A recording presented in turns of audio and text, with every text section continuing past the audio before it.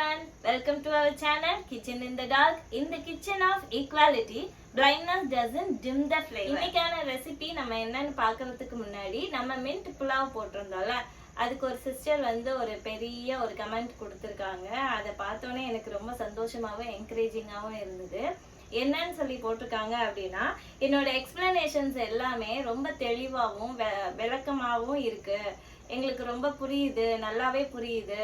அப்புறம் நீங்கள் சொசைட்டியில் நம்ம பிளைண்ட் பீப்புள்ஸ் எல்லாம் எப்படி சமைக்கிறாங்க அப்படின்ற ஒரு கேள்வி இருக்குது, அதுக்கெல்லாம் ஒரு தெளிவுரை மாதிரி நீங்கள் வந்து பண்ணுற யூடியூப் சேனல் எங்களுக்கு வந்து ஒரு மோட்டிவேட்டிங்காக இருக்குது அப்படின்னு சொல்லி கமெண்ட் பண்ணியிருந்தாங்க. அந்த சிஸ்டருக்கு ரொம்ப ரொம்ப தேங்க்ஸ்.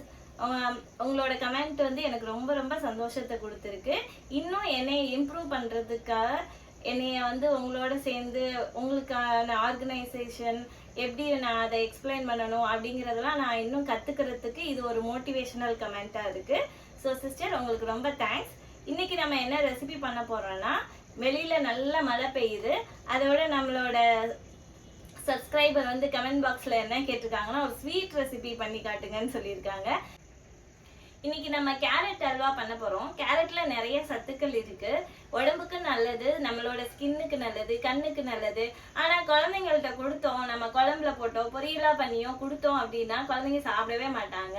ஸோ அவங்களுக்கு ஒரு ஸ்வீட்டா பண்ணி கொடுத்துட்டோம்னா நம்ம எந்த ஸ்ட்ரகிளும் பண்ண வேணாம், அவங்க பாட்டுக்கு சாப்பிட்டு போயிடுவாங்க. அந்த கேரட் அல்வா எப்படி பண்ணலான்னு வாங்க வீடியோக்குள்ள போய் பார்க்கலாம். கேரட் அல்வா செய்யறதுக்கு தேவையான இன்கிரீடியன்ஸ் என்னெல்லாம் பார்க்கலாமா? ஃபர்ஸ்ட் நம்ம கேரட் அல்வா செய்யறதுக்கு கேரட் தேவை. நான் எவ்வளோ அளவு கேரட் எடுத்திருக்கேன் அப்படின்னா, ஒரு 3/4 கிலோ அளவுக்கு கேரட் எடுத்து நல்லா துருவி எடுத்து வச்சிருக்கேன்.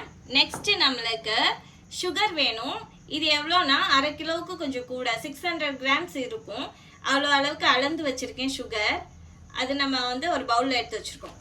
நெக்ஸ்ட் நமக்கு கேரட் அல்வா செய்யறதுக்கு பால் தேவை. இது எவ்வளோ அளவுனா 1/2 லிட்டர் அளவு. க்ரீம் மில்க்குன்னு கேட்டு வாங்குங்க, அது பேக்கெட்டோடு வச்சுருக்கேன். நெக்ஸ்ட்டு நமக்கு முந்திரி பருப்பு தேவை. அது எவ்வளோ அளவுனா, என் கையால் ஒரு கை அளவுக்கு முந்திரி பருப்பை எடுத்து வச்சுருக்கேன், அது ஒரு பவுலில் போட்டு வச்சுருக்கேன். நெக்ஸ்ட்டு நமக்கு 100 கிராம் நெய் பாட்டில் இருக்குது, அதை எடுத்து வச்சுருக்கேன். நெக்ஸ்ட்டு நமக்கு ஏலக்காய் தேவை. ஸோ அது வந்து ஒரு 5 ஏலக்காவை பவுடர் பண்ணி ஒரு பவுலில் போட்டு எடுத்து வச்சுருக்கேன். நெக்ஸ்ட் நமக்கு லெமன் தேவை. லெமன் ஃபுல்லாக நம்ம போட போகிறது இல்லை, நான் ஒரு லெமன் எடுத்து வச்சுருக்கேன், ஃபியூ ட்ராப்ஸ் தான் போட போகிறோம். இப்போ நம்ம கேரட் எப்படி கிரேட் பண்ணுறதுன்னு பார்த்துக்கலாம். ஃபர்ஸ்ட்டு இது ஒரு கிரேட்டர் எடுத்துக்கிறோம். இது கடையில் ரெடிமேடாகவே கிடைக்குது. கிரேட்டர்னு கேட்டிங்கன்னா இது எப்படி தொட்டு பார்க்கும்போது இருக்கும்னா, மேலே கொஞ்சம் பெரிய பெரிய பல்லாக இருக்கும், நடுவில் ஒரு ஃப்ளாட்டாக ஒரு பிளேடு மாதிரி இருக்கும், அது கீழே சின்ன சின்ன சின்ன பல்லாக இருக்கும். கீழே வந்து ஒரு சின்ன ஹேங்கிங் இது மாதிரி கம்பி மாதிரி இருக்கும், மேலே ஒரு ஓவல் ஷேப்பில் ஒரு ஹேங்கிங் கம்பி மாதிரி இருக்கும். இந்த ஃப்ளாட்டாக இருக்குது பார்த்தீங்களா, அதை வந்து நான் கீழே வச்சுட்டு ஒரு தட்டுக்குள்ளே கீழே இருக்க சின்ன சின்ன கிரேட்டரில் நீங்கள் தொட்டு பார்த்தீங்கன்னா நல்லா தெரியும், சின்ன சின்ன பல்லாக இருக்கும். அது மேலே கேரட்டை ப்ளேஸ் பண்ணிவிட்டு செங்குத்தா அது மேலே வச்சு இப்படி தேய்க்கிறேன். தேய்க்கும் போது அது நல்லா தேங்காய் பூ மாதிரி பின்னாடி விழும். நீங்கள் ஒரு பிளேட் வச்சு தேய்க்கணும், அங்கே எங்கே சிந்துடாமல் ஃபுல்லாக தேய்ச்சாச்சு. அழகாக தேய்ச்சிடும். இது நல்ல ஃப்ரெஷ் கேரட். ஸோ நான் அவ்வளோவா அதில் உள்ள ஸ்கின்னெல்லாம் பீல் பண்ணி எடுக்கல. ஒரு கேரட் நல்லா கிரேட் பண்ணிட்டேன். நெக்ஸ்ட் கேரட்டை செங்குத்தாக வச்சுட்டு அப்படியே தேய்க்கிறேன்.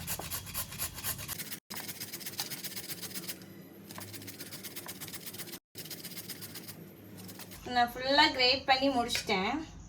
இதே மாதிரி நீங்கள் எவ்வளோ கேரட் எடுக்கிறீங்களோ அதெல்லாம் துருவி எடுத்துக்கோங்க. மேலே உள்ளதெல்லாம் நான் வலிச்சு எடுத்துட்டேன். பின்னாடி திருப்பினீங்கன்னா அங்கேயும் கொஞ்சம் கொஞ்சம் ஒட்டி இருக்கும், அதெல்லாம் வலிச்சு எடுத்துக்கலாம். அவ்வளோதான். நம்ம வாங்க அடுப்பு பற்ற வச்சு எப்படி செய்யறான்னு பார்க்கலாம். ஃபர்ஸ்ட் நம்ம அடுப்பு பற்ற வச்சாச்சு. ஸ்லோ பண்ணிக்கிட்டேன், நல்லா சிம் பண்ணிக்கிட்டேன், மெதுவாக பார்த்து பிளேஸ் பண்ணிட்டேன். இது நான் பெரிய வடைச்சட்டி வச்சுருக்கேன், ஏன்னா இதுதான் எனக்கு கிண்டுறதுக்கு கொஞ்சம் ஈஸியாக இருக்கும், நல்லாவும் இருக்கும், அதனால அதை எடுத்து வச்சுருக்கேன். ஸோ இப்போ நான் ஃப்ளேம் ஃபுல் பண்ணிக்கிறேன், ஃபுல்லாக வச்சுக்கிறேன். ஸோ நான் 100 கிராம்ஸ் நெய் சொன்னேன்ல, அதுலேருந்து நெய் கொஞ்சம் எடுத்து போட்டுக்கிறேன். நம்ம வந்து அதிலே வதக்கிட்டோம் அப்படின்னா தனியாக நம்ம நெய் போடணும்னு அவசியம் இல்லை. பாத்திரம் நல்லா ஹீட் ஆயிடுச்சு.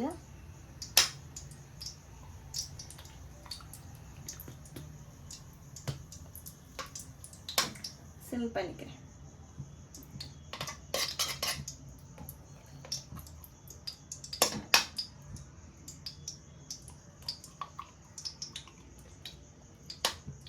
முக்கால்வாசி கீ போட்டேன் நான் அதில்.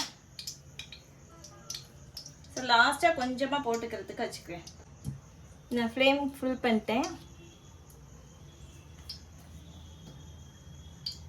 கீ ஃபுல்லாக மெல்ட் ஆயிடுச்சு நல்லாவே. இப்போ நான் வந்து வச்சிருக்க எல்லா கேரட்டையுமே அதுக்குள்ளே போட்டுக்கிறேன். இப்போ கேரட் போடையில் என்ன சவுண்ட் ஆகுது பார்த்தீங்களா? அது ஹீட் ஆயிடுச்சு நல்லா. நான் கை வச்சு வலிச்சு எல்லாத்தையுமே உள்ளே போட்டேன்.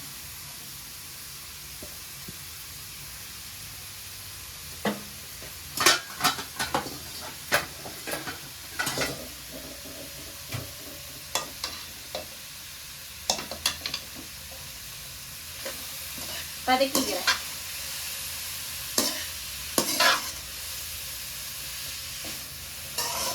ரொம்ப நேரம் போட்டு வதக்கணும்னு இல்லை, அது நல்லாவே நம்ம துருவி தான் வச்சுருக்கோம். கொஞ்சம் லைட்டாக அப்படியே கொஞ்சம் சுருங்குற அளவுக்கு வதக்குனா போதும்.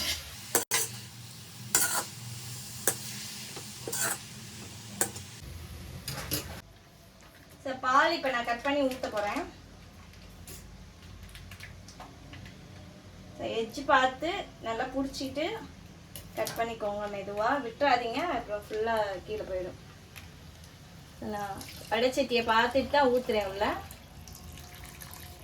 1/2 லிட்டரையும் ஊற்றிட்டேன்.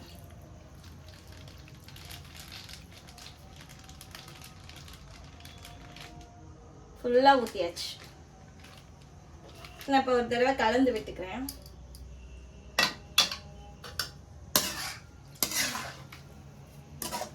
பாலில் வேகும் போது அதோட டேஸ்ட் நல்லா இருக்கும். வாட்டருக்கும் சரிசமமாக கலப்பாங்க. எனக்கு வந்து கோவாலாம் நான் சேர்க்க போகிறது கிடையாது. ஃபுல்லாக மில்க்லேயே வேக வர போகிறேன். அதனால் நான் வாட்டர் கொஞ்சம் கம்மியாக கலந்துக்கிறேன்.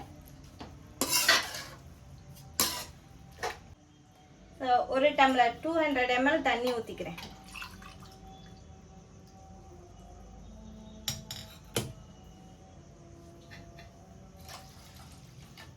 போதும். ஃபுல்லாக பால்லே அது வேகும்.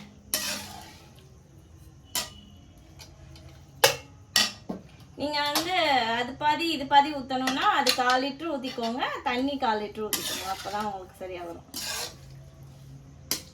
இப்படி ஊற்றுனீங்கன்னா நீங்கள் பால் கோவா அந்த கோவாலாம் சேர்க்காமே அந்த கோவா டேஸ்ட் வரும். ஸோ நான் இப்போ மீடியம் ஃப்ளேம் வச்சுக்கிறேன்.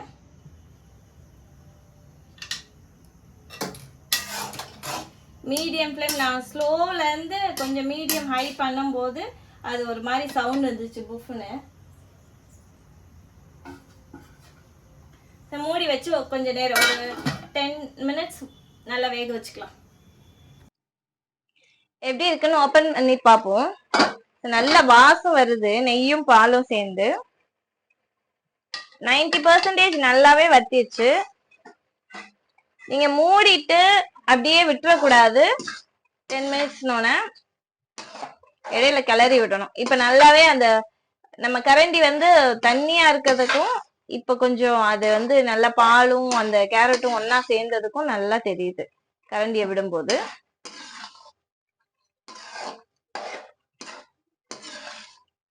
நல்லா வெந்துருச்சு ஓரளவுக்கு. இனி வந்து நம்ம சுகர் போட்டுக்கலாம். நம்ம 600 grams எடுத்தோம்ல, அதுல வந்து ஃபர்ஸ்ட் பாதி போட்டுக்கலாம். நம்ம 1/4 கிட்ட போட்டேன். நல்லா கலந்து விட்டுக்கிறேன். மிக்ஸ் ஆகணும்ல.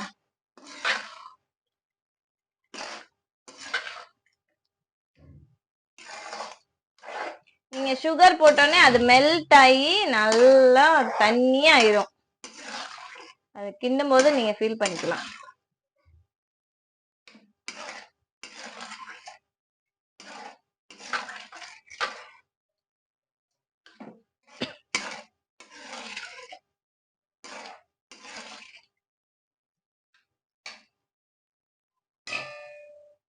மிச்சம் இருக்க சுகரையும் போட்டேன்.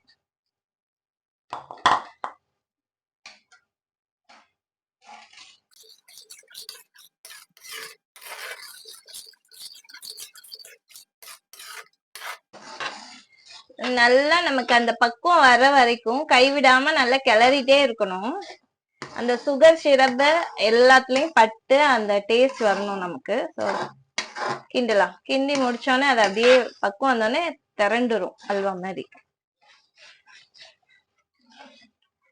நம்ம ஊத்திருக்க நெய், கேரட்டு, பால், அந்த சுகரு எல்லாமே மிக்ஸ் ஆகி ஒன்னா கலந்து கெட்டி ஆகுற பதம் நல்லாவே ஃபீல் பண்ண முடியுது என்னால கரண்டியால.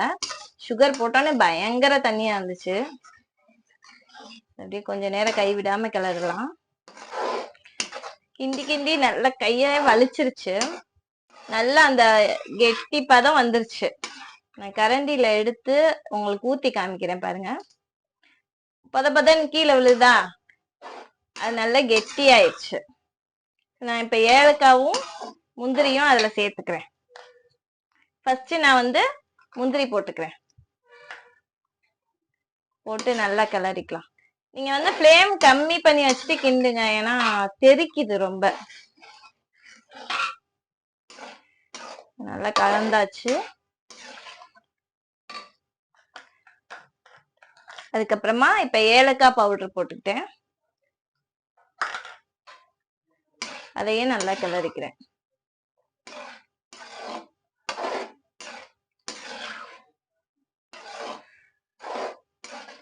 நல்ல கெட்டி ஆயிடுச்சு. இப்ப நான் லெமன் லைட்டா ஒரு 2 சொட்டு அளவுக்கு அதுல ஸ்குவீஸ் பண்ணிக்கிறேன். இந்த லெமன் எதுக்கு போடுறோம் அப்படின்னா, ஓவர் குக் பண்ணியிருந்தோம் அப்படின்னா கேரமலைஸ் ஆகி அப்படியே கெட்டி ஆயிரும் நம்ம ஆற வச்சுட்டு அப்புறம். இந்த லெமன் ஜூஸ் போடும் போது நமக்கு கொழகொழப்பு தன்மை இருக்கும். போதும், ஆஃப் பண்ணிடலாம். கொஞ்ச நேரம் ரெஸ்ட்ல விட்டுலாம். ஹல்வா ரெடி ஆயிடுச்சு. வடைச்சட்டியில இருந்து பவுலுக்கு நம்ம டிரான்ஸ்ஃபர் பண்ணியாச்சு. நல்லா கெட்டி ஆயிடுச்சு. நல்லா நம்ம ஸ்பூன் விட்டு கிளறும் போது நல்லா கெட்டியா இருக்கு. எப்படி இருக்குன்னு பாக்கலாமா? நல்லா கம கமன்னு வாசம் வருது. நெய், பால், கேரட்டு, முந்திரி.